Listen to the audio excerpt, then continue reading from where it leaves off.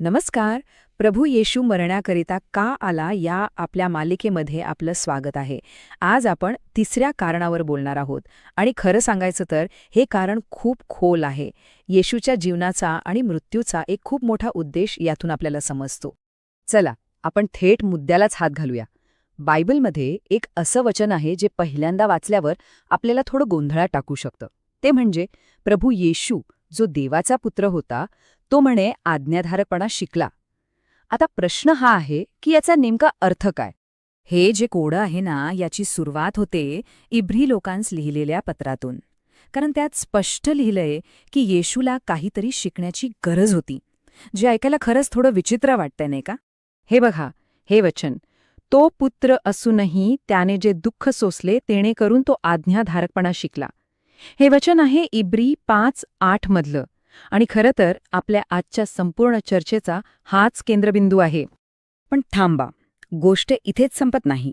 खरी गंमत तर पुढे आहे. याच इब्रीकरांच्या पुस्तकात अगदी स्पष्टपणे असंही लिहिलं आहे की येशू पूर्णपणे परिपूर्ण होता, निष्पाप होता.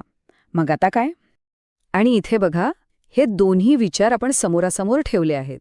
एका बाजूला तो आज्ञाधारकपणा शिकला आणि दुसऱ्या बाजूला तो पूर्णपणे पापरहित राहिला.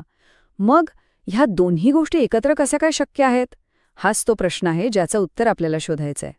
म्हणजे विचार करा, जो व्यक्ती आधीच परिपूर्ण आहे, ज्याने कधीच पाप केलं नाही, त्याला काहीतरी शिकण्याची गरज का पडेल? हाच तो महत्वाचा प्रश्न आहे. या कोड्याचं उत्तर आहे ना, ते शिकणे या शब्दाच्या अर्थामध्येच लपलेलं आहे. बघा, इथे शिकणे याचा अर्थ असा मुळीच नाहीये की येशू आधी आज्ञा पाळत नव्हता आणि नंतर तो आज्ञा पाळायला लागला. नाही, तसं अजिबात नाही. तर मग नक्की अर्थ काय? इथे शिकण्याचा अर्थ आहे अनुभवातून सिद्ध करणं.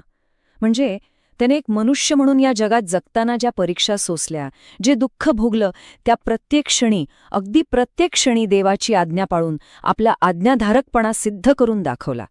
हे फक्त पुस्तकात वाचलेलं ज्ञान नव्हतं, तर प्रत्यक्ष जगून मिळवलेली ती एक सिद्धता होती. हे समजायला थोडं सोपं करूया. एक साधं उदाहरण घेऊ. समजा आपल्याला सायकल चालवायला शिकायचंय. आपण पुस्तकात वाचू शकतो की सायकल कशी चालवतात, पॅडल कसे मारायचे, हँडल कसं धरायचं. हे झालं पुस्तकी ज्ञान, बरोबर. पण जोपर्यंत आपण प्रत्यक्ष सायकलवर बसत नाही, पडत नाही, थोडं खर्चेटत नाही, तोपर्यंत सायकल चालवण्याचा खरा अनुभव मिळत नाही. येशूचं शिकणं हे असं दुसऱ्या प्रकारचं होतं, अनुभवातून सिद्ध करणारं. ठीक आहे, मग आता पुढे जाऊया आणि बघूया की हे त्याच्या पृथ्वीवरच्या जीवनात कसं लागू झालं. प्रभू येशूने त्याचा आज्ञाधारकपणा केवळ विचारांपुरता मर्यादित ठेवला नाही, तर खऱ्याखुऱ्या मानवी संघर्षातून तो सिद्ध करून दाखवला. आणि हे किती स्पष्टपणे दिसतं बघा. तो एक सामान्य माणूस म्हणून जगला. बायबलमध्ये लिहिलंय की त्याला भूक लागायची, त्याला राग आणि दुःखही व्हायचं, त्याने प्रचंड वेदना सहन केल्या.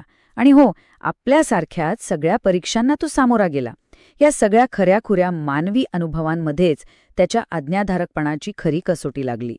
आणि हे जे काही घडलं, हा अनुभव, ही परीक्षा, हे काही विनाकारण नव्हतं.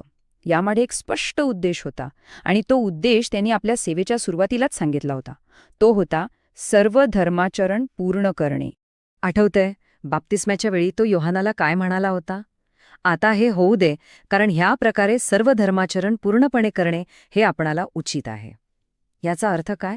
तर प्रत्येक आज्ञा केवळ तोंडाने नाही, तर प्रत्यक्ष कृतीने, अनुभवाने पूर्ण करणं. ओके, मग या सिद्ध झालेल्या आज्ञाधारकपणाचा शेवटचा परिणाम काय झाला? त्यातून नक्की कोणता मोठा उद्देश साध्य झाला? याचं उत्तर आपल्याला पुन्हा बायबलमध्येच मिळतं.